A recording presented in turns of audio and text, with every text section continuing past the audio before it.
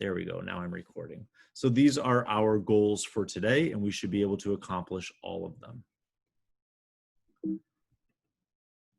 I want to review again the core values that continue to guide our reopening work. These have been in place since June, when the governor first made the announcement that we would eventually be returning to school. We're still putting safety first and leveraging science and data and public health information for all of our decisions. We remain transparent, ensuring that parents and families know exactly what we're doing and why we're doing it. We're being equitable and trying to ensure that our students, especially those most in need, are being serviced appropriately. We're listening to your feedback and making changes. We are being decisive and flexible. And finally, we continue to try to keep our reopening plan simple. We recognize there's a tremendous amount of information flowing to you at all times. We're doing our best to keep our plan straightforward and simple. So let's get started on some key updates. The first key update to give you is our finalized, I finally get to say that word, finalized reopening scenario. To give you a little background, last week the governor gave the green light for all districts to reopen for full in-person learning on September 14th, with the exception of Providence and Central Falls, because the transmission rate in those districts was still above the threshold that the Department of Health had set. As you know, Davies serves a fair number of students from both Providence and Central Falls, and we serve a majority of our students from Pawtucket, which just barely fell under the established threshold from the governor in terms of new cases. So when we took all of that into consideration and spoke to contacts at the Rhode Island Department of Education, Davies has decided to stick with the previously communicated reopening scenario of 50% in person. We believe that because we service students from those two districts who were not cleared for full in person, and because we serve primarily Pawtucket, which just fell under the threshold, it is appropriate for us to open at 50% initially. We will revisit that reopening scenario on October 13th. I'll go through the details of what that revisiting will involve. But that is the plan right now. To be very clear again, we are reopening on September 14th under a 50% in-person model.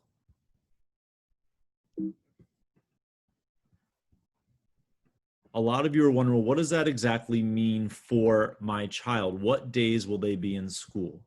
So in line with what the governor announced last week, we're also doing a staggered start the first week. This is going to give everyone time to just dip their toes into being back in person for education. So this is what the schedule looks like for week 1. On Friday, September 14th, the first day that our school opens to students, that will be a freshman only day for all students whose names end in A through J. So freshmen only, A through J.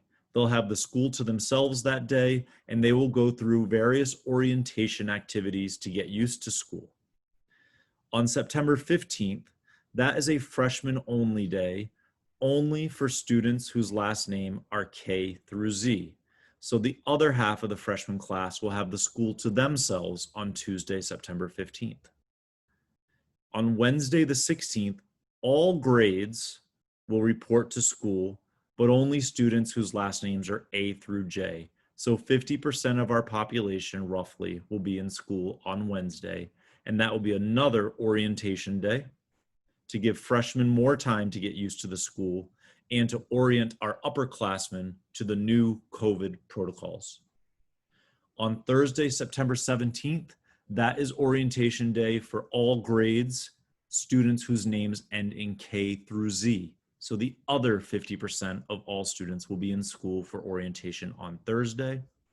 And on Friday, we are doing a full distance learning day.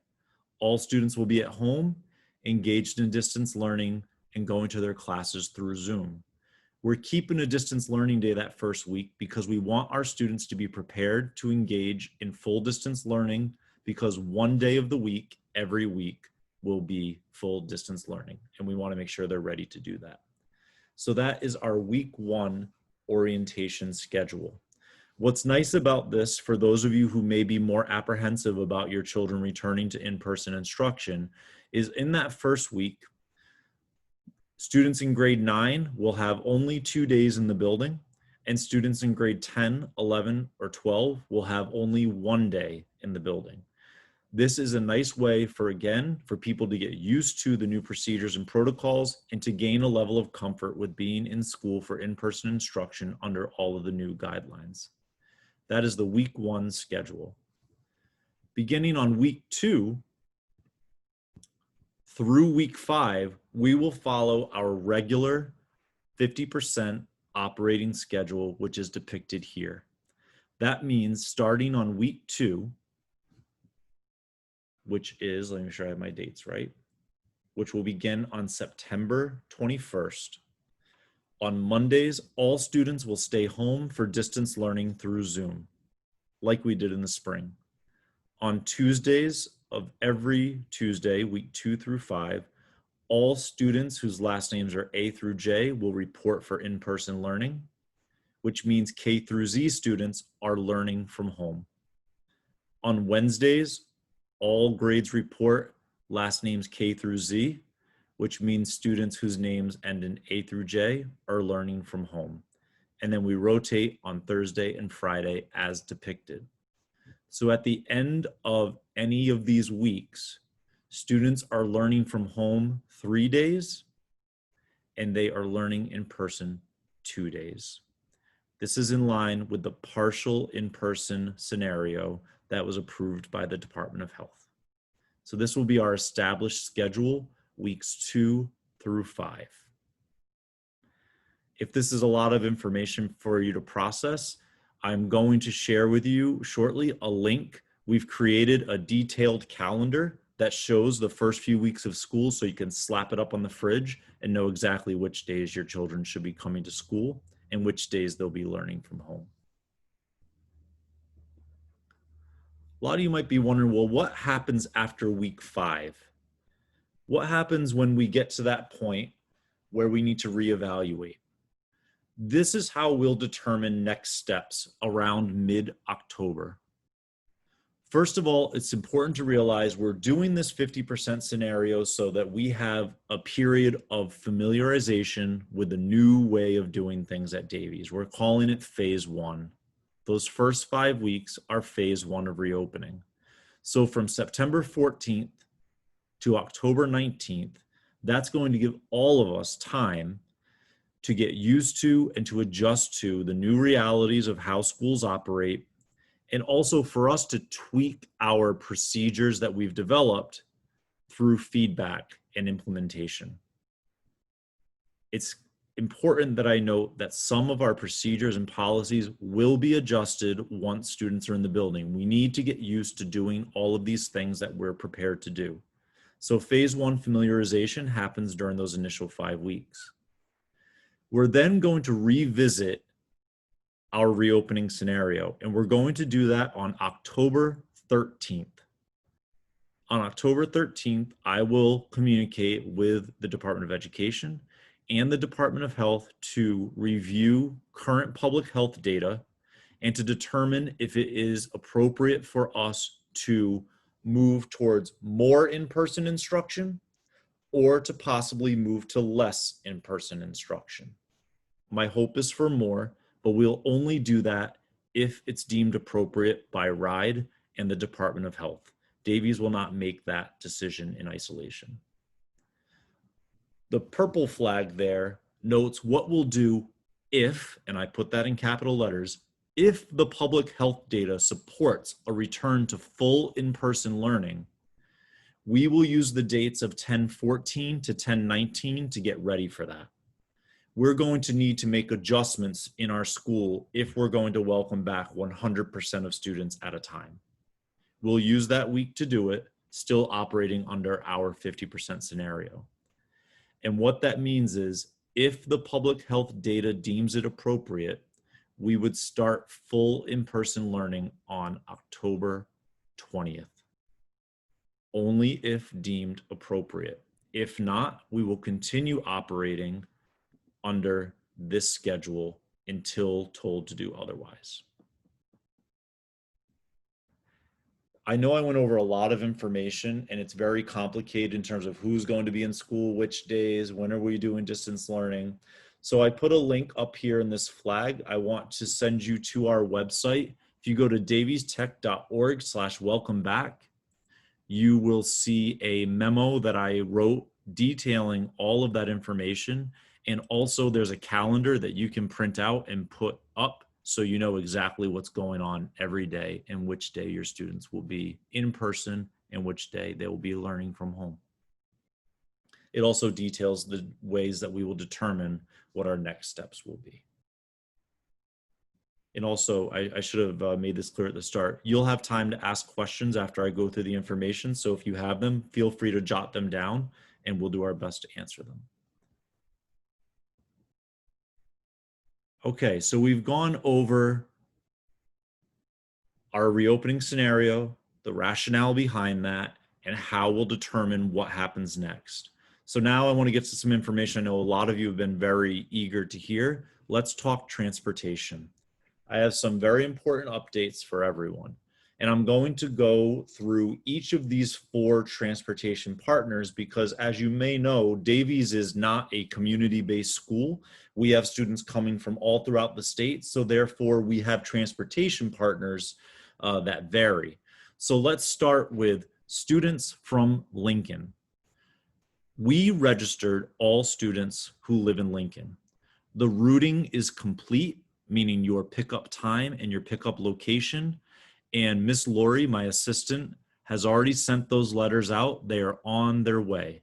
So keep an eye on your mail. It will detail important information about your child's transportation. Lincoln transportation is complete. Students from Providence. Students from Providence that attend Davies, we already registered you with RIPTA, and we will provide you with a monthly pass, which we pay for. And you'll get that when you first report to school. So unfortunately, RIPTA students, you'll have to pay your way the first day, but we will get you a pass that first day. We have already mailed letters to all Providence students as well, detailing where you can pick up RIPTA and what time the bus will leave. So Providence transportation is complete. Statewide transportation, which is the following districts. Let me make sure I get this right. Barrington, Bristol, Central Falls, Cranston, East Providence, Johnston, Lincoln separate, sorry, Johnston, North Providence, Smithfield, and Warren. You all take statewide. You need to register your student for statewide, and that was very likely already completed because they've completed their routing as well, and someone from the statewide transportation office will contact you. Some of you may have already been contacted. However, if you were not contacted and you don't yet know your child's pickup location and time, you can contact, as shown here in the top right corner, my assistant, Miss Lori, 728-1500 extension 248, or through email, ldumichel@daviestech.org, and she can let you know your child's information if you come from one of the statewide districts. So in short, transportation for our statewide districts, Providence and Lincoln, is done. That leaves the majority of our students, Pawtucket. Davies registered all students from Pawtucket. The routing is still in process in Pawtucket because, as you probably know, they have had to change their scenario under which they reopen multiple times, which has impacted routing multiple times. However, I've been reassured that routing will be completed in the prior to the start of school, and Davies will make it a priority to get that information to you as soon as we get it.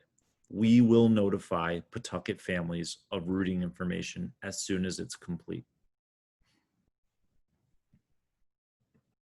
Let's talk a little bit more about transportation, specifically about what I'm calling the rules of the road. What's it going to be like for children riding school buses until things go back to normal? First of all, I need students and families to screen themselves before you go to the bus. I've talked about screening a lot in past forums, and the fact that there is a Davies app that you should be using for screening, and that we're going to screen students through a thermal scan at the door. But the primary responsibility sticks with the student and the family to screen yourselves when you wake up. If you are sick, do not board the bus. Second most important rule of the road is wear a mask at all times. I know that can be uncomfortable, but masking is the #1 way to prevent transmission. Third rule of the road, this one's going to be a little different from usual, is you are going to be directed in a particular seat to sit in. So please, students, just sit where you were told to sit. We need assigned seats on buses, just like we need assigned seats in classes, so that we can do contact tracing if there was to be a case of COVID. You also need to please just face forward. Maximize distance between you and other students to the best of your ability, and try to keep it quiet. As you know, speaking, yelling, singing, shouting produces more respiratory droplets and can therefore aid in transmission of the virus. So we're asking that talking be kept to a minimum until we get through this. And lastly, please be on time. As you know from previous forums, Davies had to move our start time to 7:15. Otherwise, we wouldn't be able to get any student to school. That means that pickup times are going to be earlier than any of us would like. I'm going to be very transparent with you. I don't like the pickup times either. But again, our choice was either earlier start or there's no way to get all of our students to school, because as you've probably been reading, there are not enough school buses in the state to meet the demand. So please, students, rest up and be on time for your pickup time. Okay, we're going to change gears here a little bit and talk about what is Davies prepared to do if a student presents symptomatic. And that means either while at school or it happens outside of school and you make us aware. Key things I want you to know is we are prepared to support our families if a student presents symptomatic. We're not going to leave you on your own to figure out next steps to take. We're going to partner with you and with the Department of Health to respond to any probable case. All of our policies and procedures are in line with RIDE's playbook, which details what exactly should be done if a student has symptoms or tests positive or a staff member. And our registered school nurse, who has experience in the hospital setting with COVID, and administration, we're both well-versed in these policies and we will guide you. For example, we'll guide you through next steps if your child is symptomatic. We'll guide you through how to access testing if the Department of Health tells you to get tested.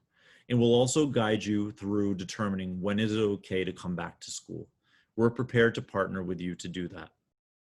So the last forum, I went through a lot of the details about how we'll respond to probable cases, positive cases, close contacts, etc. I'm not going to go through all of that again because you can simply watch forum number 3. But the key message I want to bring to you today is we're prepared to help you through that if it happens. The key is if we all follow the rules, we can minimize the likelihood of it happening. So again, mask wearing, social distancing to the best of our ability, good hygiene, meaning hand washing and hand sanitizing, and staying home when sick can prevent cases from ever being here in the first place.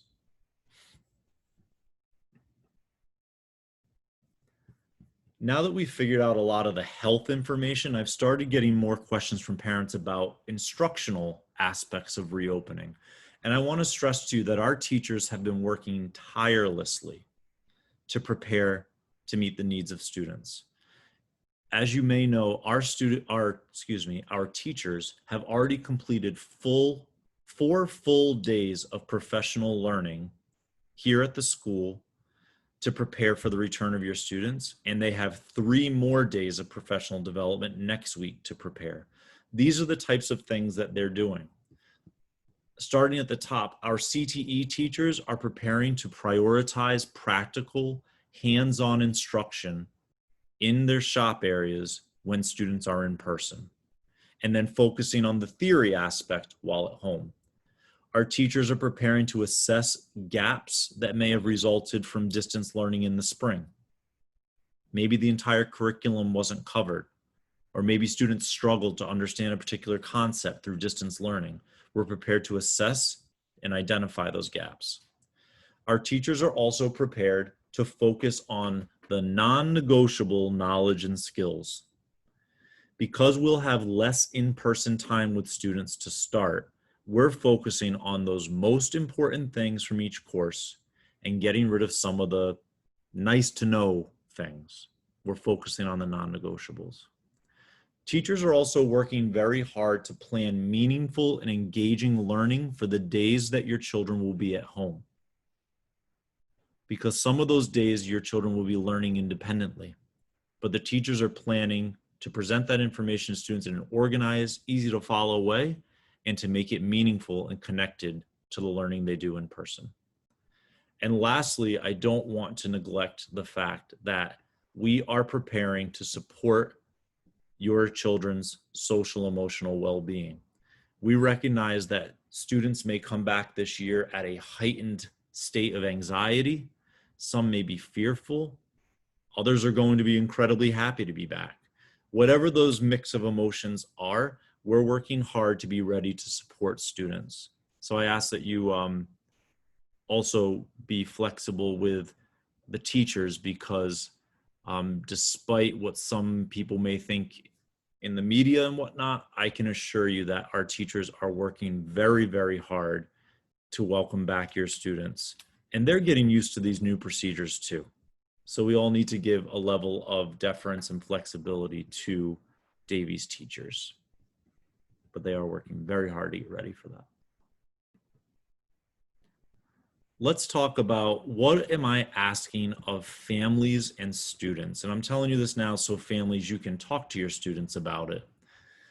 I came up with like 4 things that I really am asking of you in order for us to be successful. I want Davies to be a reopening success story.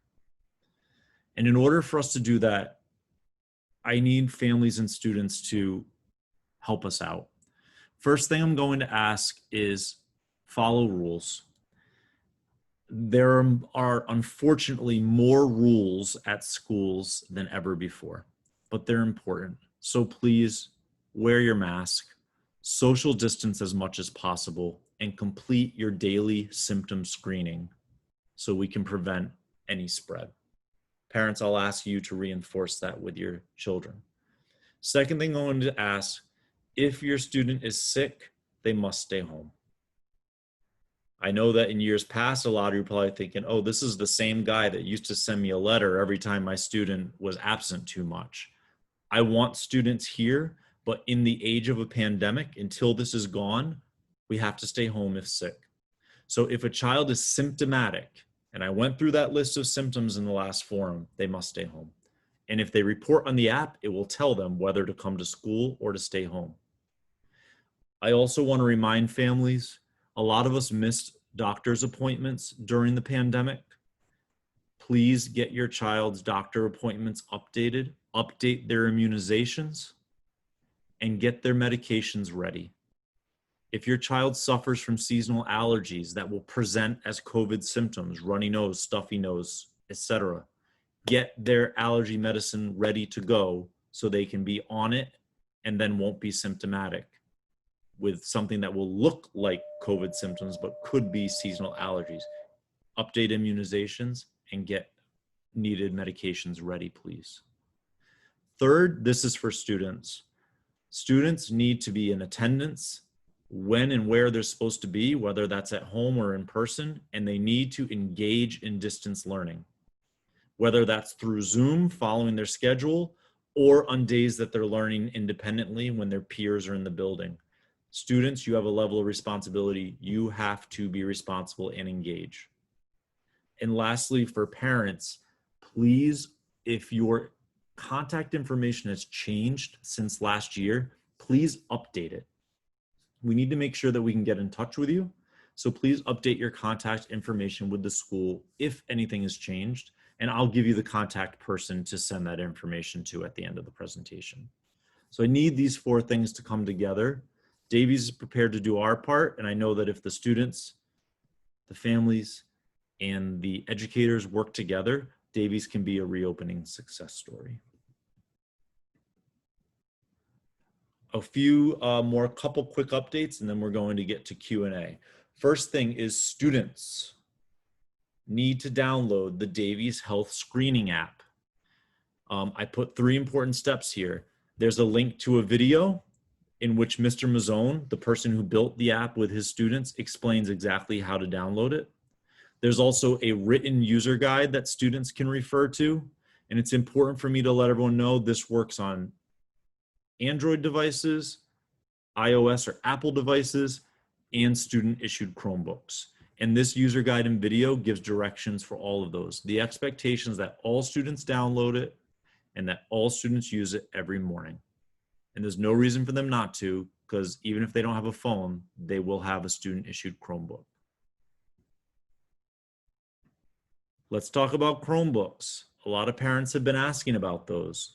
The good news is, despite an international shortage of Chromebooks and laptops, Davies will have the needed number of Chromebooks to remain one-to-one at the start of school. So parents of incoming freshmen, your freshmen will receive their school-issued Chromebook on their first day, which will be either September 14th or 15th, depending on their last name. Upperclassmen, grades 10, 11, and 12, need to bring their Chromebook with them on the first day. They still have it. We didn't take them back over the summer. And I hope that they're in good condition because I asked all the students to take care of them. So they need to bring them back with them on their first day, which will be either 9/16 or 9/17, depending on their last name. Students have to charge their Chromebooks. Bring them to school fully charged. And lastly, if you are a parent of a 10th, 11th, or 12th grader and you know that something's wrong with your student's Chromebook from last year, don't wait. Please contact Ms. Tierney at the email shown here so that we can try to get something ready for you so you can hit the ground running when instruction starts. So that's a very positive update I'm happy to share because there are many districts throughout the country that are short on technology because everybody's trying to get it. But we got it. Before we wrap up, I want to recognize again, there's still a lot of uncertainty. I'm sure a lot of you still have lingering questions. What if things are different by October? How long are we going to have to do this? It's already felt like a lifetime. Will this plan change? What if? I don't have all of those answers yet. I've provided you with the answers that I do have, and additional questions you have, we will continue to work hard to get you those answers so that you're comfortable. Before I take questions from the group, I want to give you some important contact information. If you need to discuss a medical accommodation because your child cannot wear a mask, note the word I said, cannot wear a mask, not doesn't want to. Those are different. If your child has a medical condition that disables them from wearing a mask, please contact Mr. Champagne. His contact information is shown here.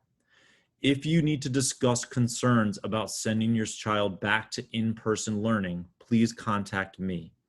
As I've told a few parents who have contacted me, there is not a full distance learning option at Davies. No, I don't need to buy myself a matching shirt right now. Hold on. There is not a full distance learning option at Davies for a multitude of reasons. If you need to discuss that, please contact me so we can have a one-on-one conversation.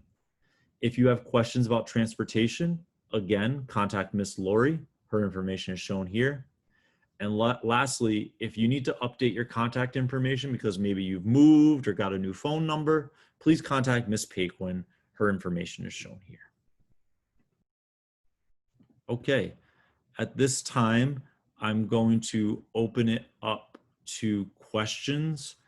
I would ask that you just unmute yourself and ask your question, and I'll do my best to answer. If we have tons of questions, then I'll ask Ms. Freitas to moderate the questions. But for now, I'm happy to do my best to answer your questions.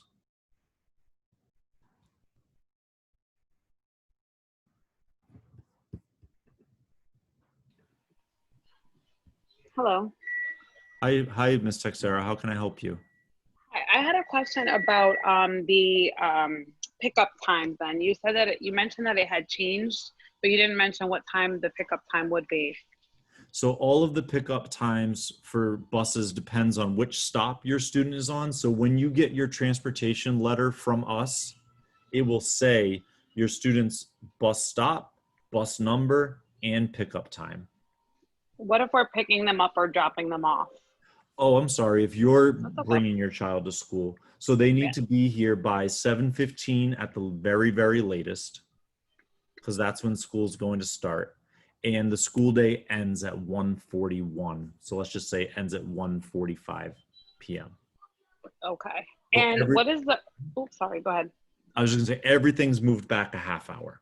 So we used to Gotcha. start at 7:45 and end at 2:11. Now we start at 7:15 and end at 1:41. Okay. And then also, what is the earliest that they can be dropped off at school? And will there be like breakfast options and stuff like that? Good question. So students can arrive to Davies as early as 6:30 in the morning. That is when people will be here to open the building and also to do the temperature screening. And yes, we are still providing breakfast to all students. We're just doing it in a manner that allows them to spread out and socially distance. And then I have another question as well. Sure. These are the ones.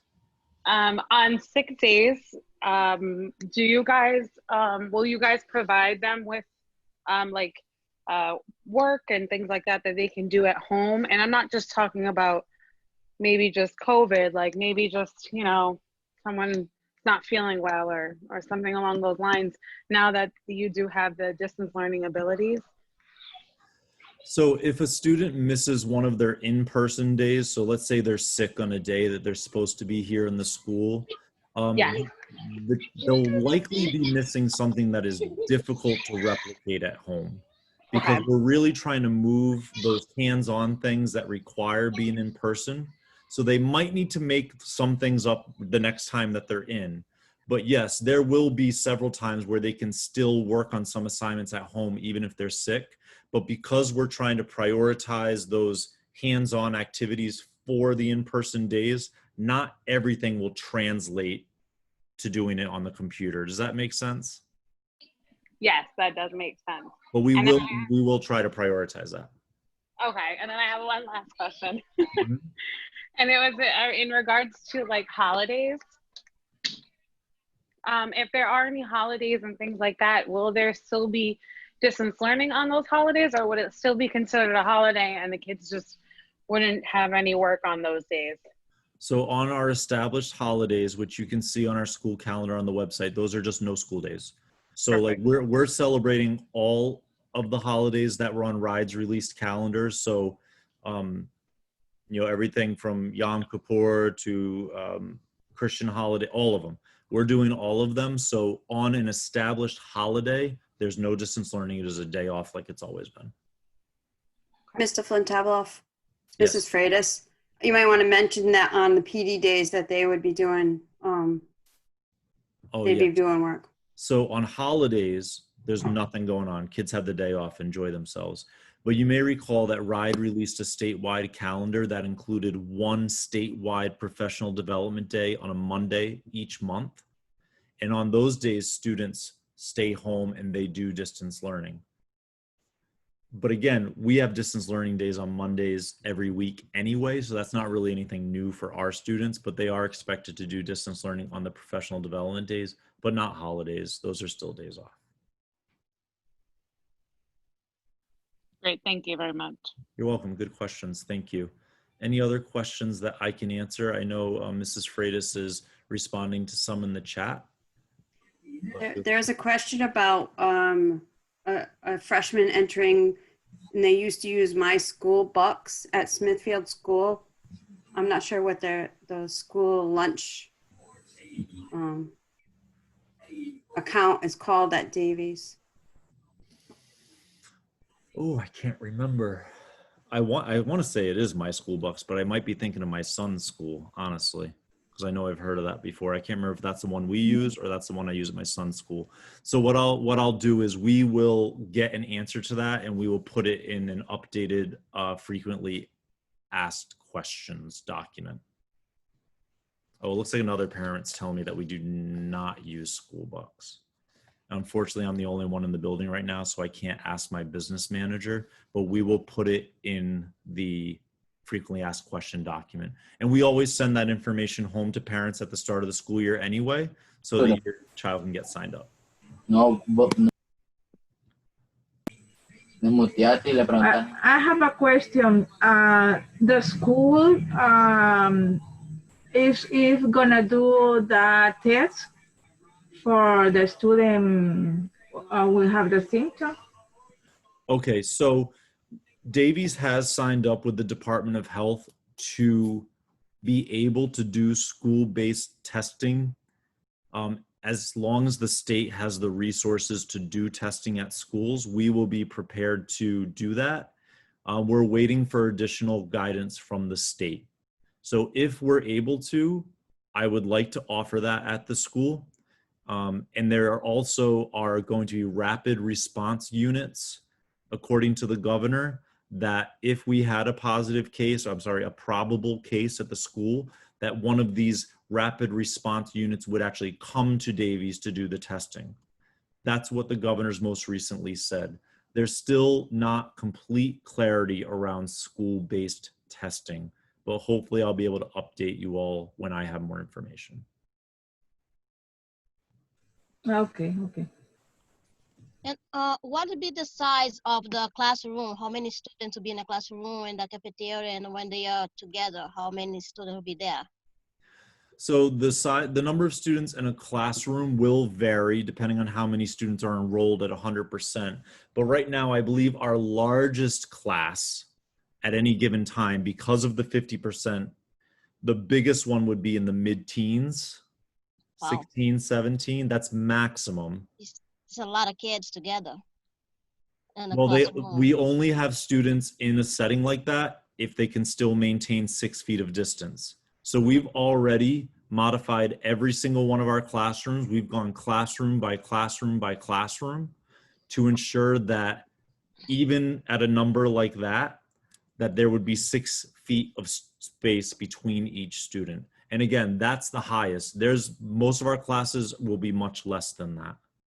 And they're gonna be in school for 7:15 to 1:40. Correct. So they're gonna be using masks the whole 5 to 7 hours they'll be in school. They have to wear their mask at all times, yes. Okay, thank you. You're welcome. It's going to take some getting used to, but yes.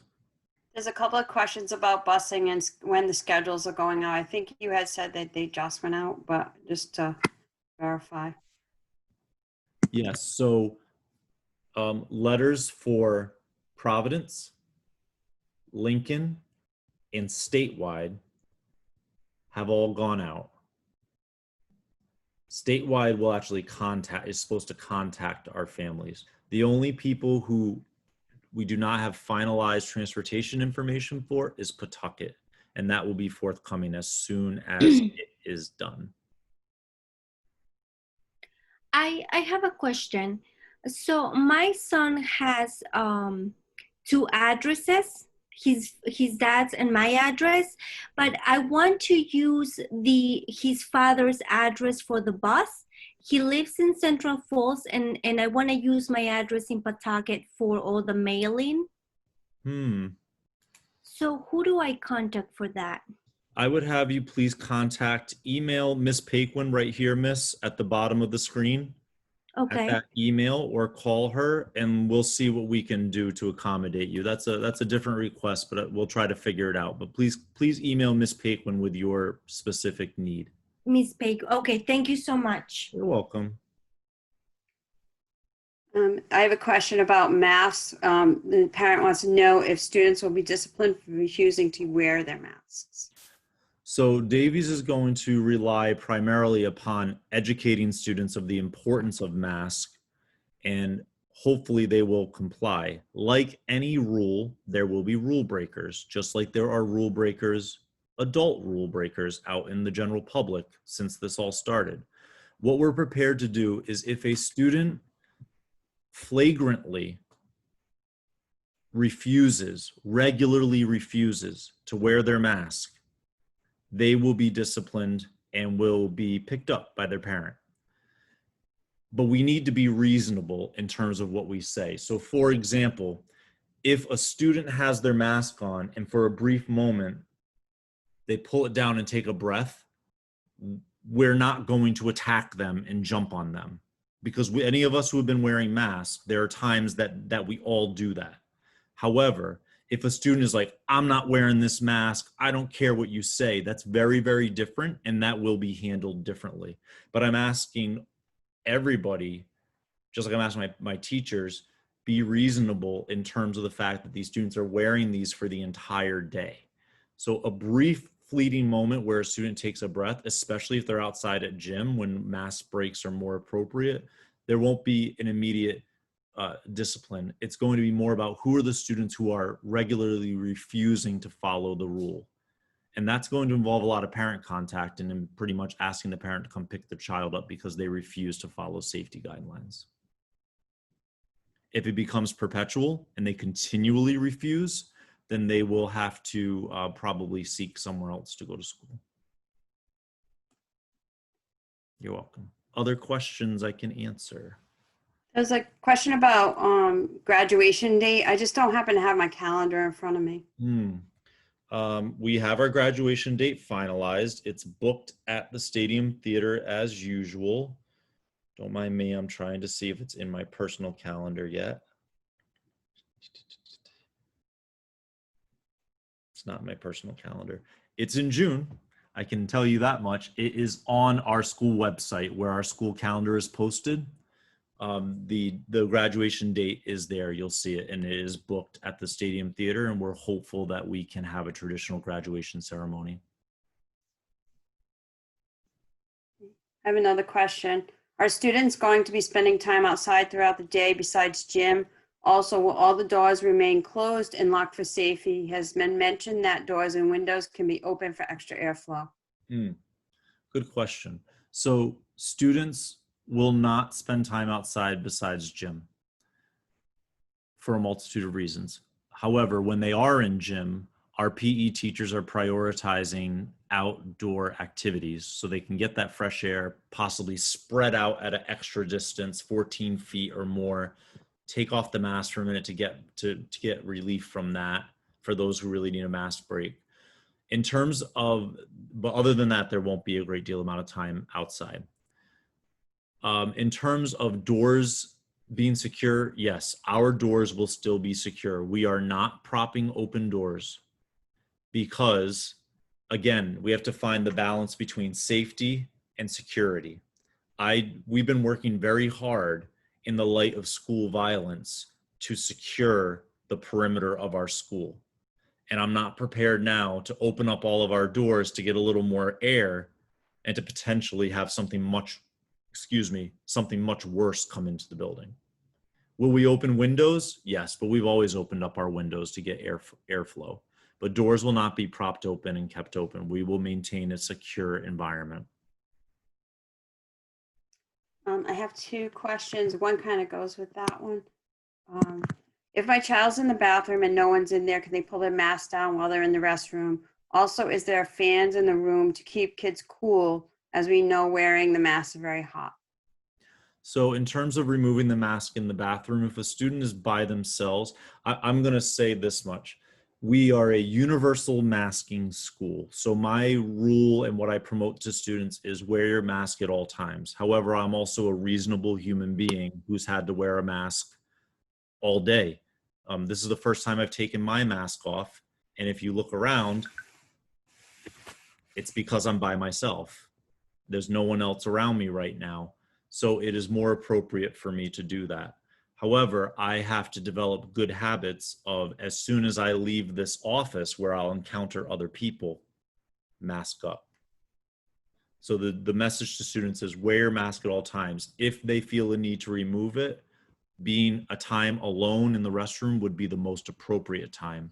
In terms of fans, we're lucky that Davies is a fully conditioned school. We have heating and air conditioning in all of our student spaces, so fans should not be necessary. If we find that a room needs additional airflow, we have already purchased a fair number of air purifiers that could be added to those rooms, and we also have a fair number of fans that could be used to add air circulation. But we do have air conditioning, and hopefully the weather outside will cooperate and stay somewhat nice, because even the best school air conditioning system on a 90-something degree day, it can get warm. So we're lucky though that compared to many other schools, they have no air conditioning whatsoever, and we do. I have a question. I'm wanting to know if there's been any more determination on senior work requirements. I assume you mean work-based learning. No, we don't have an answer on that yet.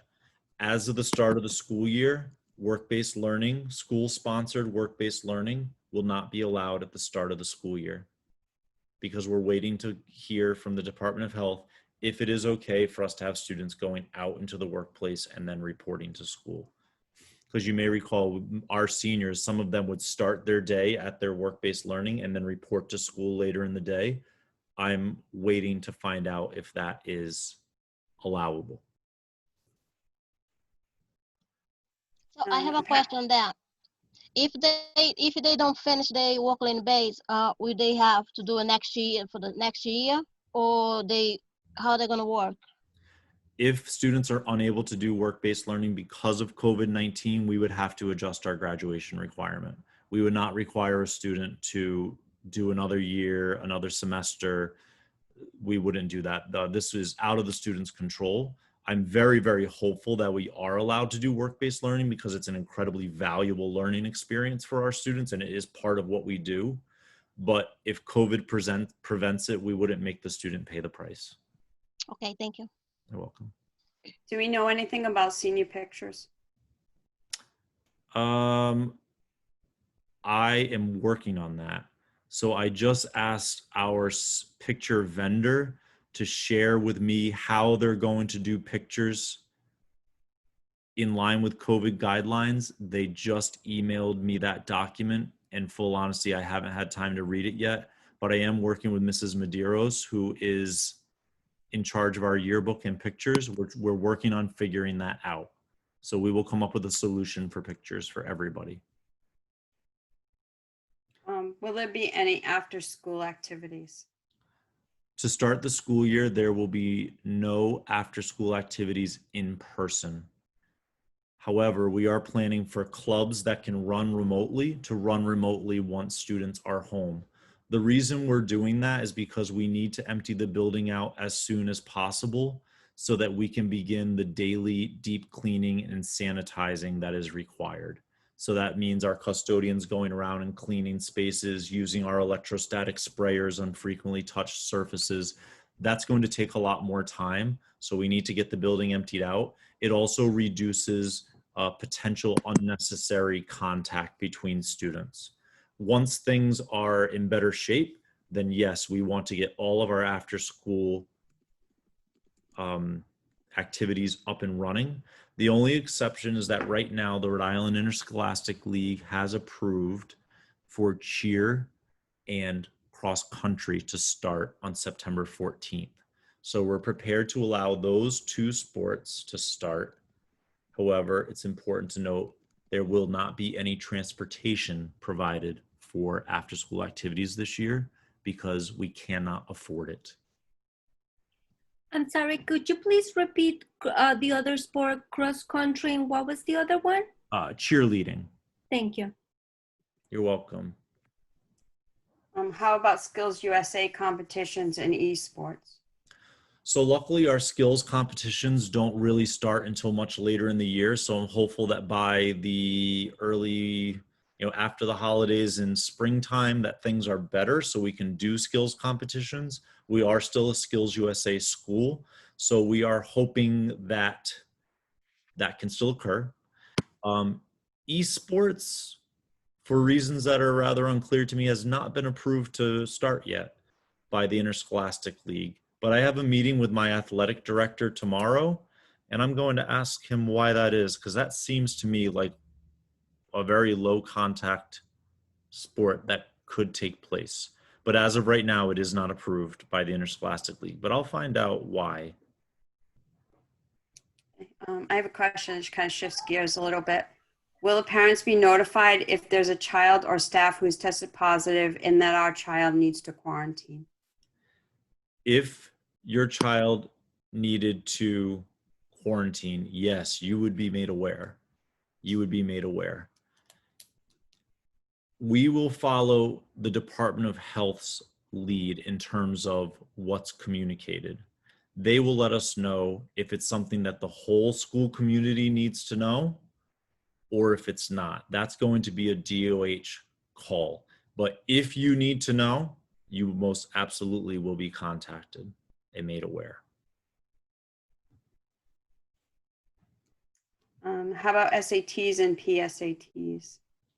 So right now, Mrs. Lyons, who's the supervisor of academics, is planning for the makeup SAT administration for students who were unable to take the SAT last year as juniors because of COVID, and that is scheduled for October for seniors. The PSAT and SAT that we usually do is in the springtime for 10th and 11th graders. We will be prepared to administer that assessment as long as we are told that we're able to do it. But we are working on the schedule for the senior SAT to take place in October, and that information will be forthcoming. I see a question here while Ms. Freitas is typing. Debate club or any virtual clubs? Yes. There are several after-school activities that we have that can occur very well through a virtual format like this, and those will get up and running quickly. There are other clubs that don't translate as well to a remote environment, and those may not get up and running. But any after-school activity that can run remotely will get it up and running so that your student's school day can at least be extended, even if it's done virtually.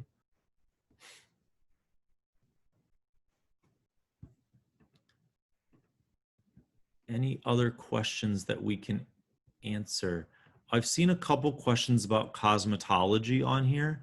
So to be clear on that, cosmetology is available only for students who are already enrolled in it in the 11th and 12th grade, because cosmetology at Davies is being phased out. That CTE area is going to be closed once these last two groups of students graduate. So only current juniors enrolled in cosmetology and current seniors enrolled in cosmetology will participate. It will not be an option for incoming freshmen because the program will no longer exist.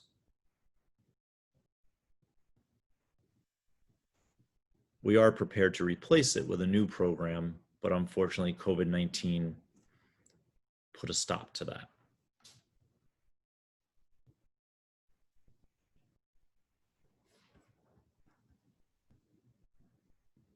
The app is called Davies Health Screening App. I just saw that pop up in the chat. It's called Davies Health Screening App. And if you go again to either this video or to this website with a document, it will guide you exactly through how it can get downloaded to either your child's phone if they have one, or to their school issued Chromebook. So there was a question early on that talked about how they needed their email to log into the Davies app. So I responded that the incoming freshmen will get their Davies email on the first day. Yes, and one of the activities that freshmen do, and actually all students do during their orientation, is going to be ensuring that they have the app and that they know how to use it. So if your freshman isn't signed up for that because they don't have their email yet, they'll get their email on the first day. So send them to school as long as they're not symptomatic, and they'll get their email and they will get their app all set up with their advisor during orientation. Students who already know their email from past years, they should have it already signed up by day one. Do you want to talk a little bit about how we're handling lunch? Sure. So lunch at Davies used to be distributed in 2 points in the cafeteria, and everybody ate in the cafeteria together. Now we are distributing lunch in 5 different locations as to allow for social distancing and to minimize congestion. And students will report to one of 2 cafeterias, each one with a seating capacity of 75 students at 6 feet of space between them. So we can seat 150 students with 6 feet of space between them, which allows them to take their mask down to eat and to maintain social distance. If we move to 100% scenario, we're prepared to open up additional locations for students to eat their lunch to still allow for social distance. But with a 50% scenario and 2 cafeterias, we'll be able to do that. So I see a question about I don't know if maybe you're already answering it, Ms. Freitas. Are you answering the one? Oh yeah, you got it. About working at home? Yep. Yes. The only exception to that is on Mondays, they'll Zoom in, just like they did in the spring. They'll follow their schedule and have a Zoom meeting with each of their teachers on Mondays. But on the days when they're home and the other half of the kids are in school, all of our teachers are going to be busy teaching the students who are right in front of them. So students at home will have independent learning to do, designed by our teachers.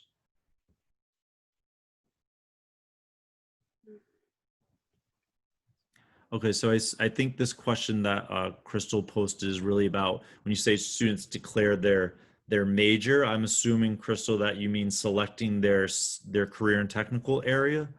So we're still doing a freshman rotation where they will experience every one of our CTE areas and they will select that area, and they'll actually probably select it earlier than we've ever done before. So we can get students into their career area of choice quickly.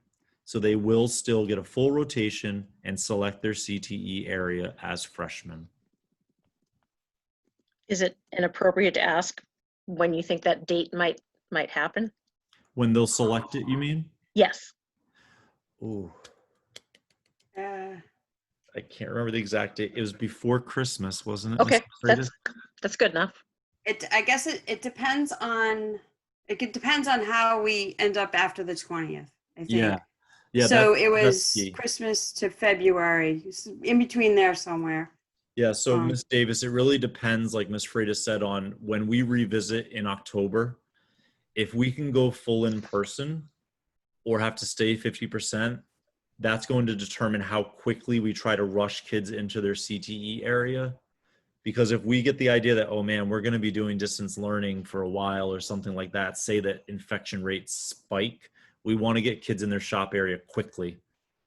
So they're not doing their rotation remotely. Doing a shop rotation remotely doesn't really work that well. Right. But if we discover that we can be in person every day, we might give kids a longer rotation experience so that we can ensure that they make the right decision. Thank you. You're welcome. There's a question about Chromebooks on the first day. Are we scheduled to hand them out on the first day? Yes, we are. Freshmen will receive their Chromebooks on the first day that they report for in-person learning. So A through J freshmen will get theirs on the 14th. K through Z freshmen will get theirs on the 15th. Upperclassmen have already been issued Chromebooks last year. They'll get those during orientation. All right, everyone, we're at 5:04. It seems like the questions are slowing.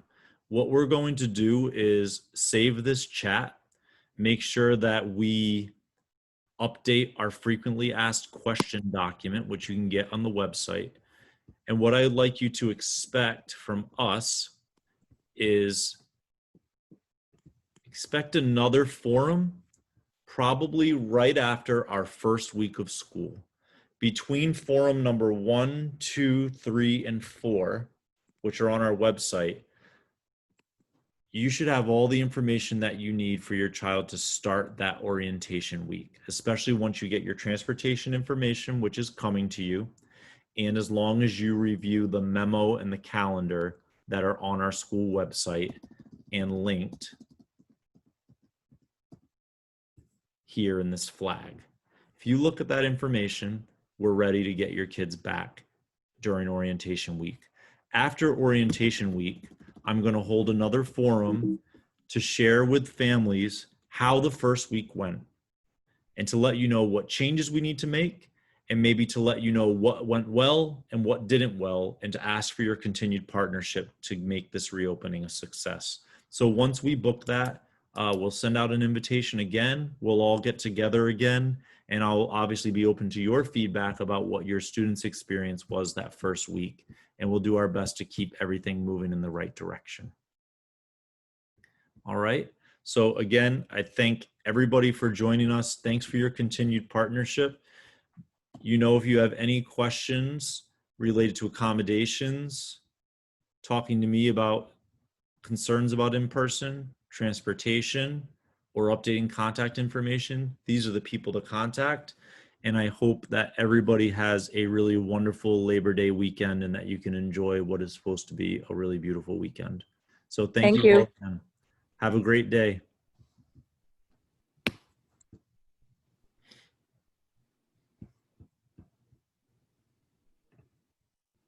Thanks for your help, Mrs. Freitas. You're welcome. I remember to record because of you. Have a good weekend. You too.